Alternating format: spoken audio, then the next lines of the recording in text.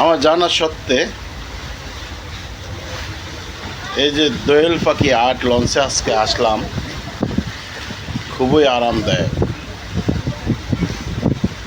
অনেক সুন্দর। দেখেন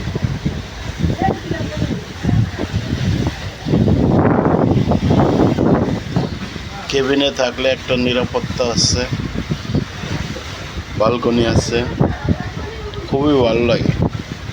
বসে বসে এই জায়গায় অনেক গল্প করা যায়।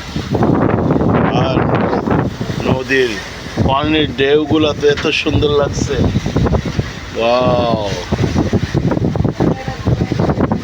কি বলবো। তো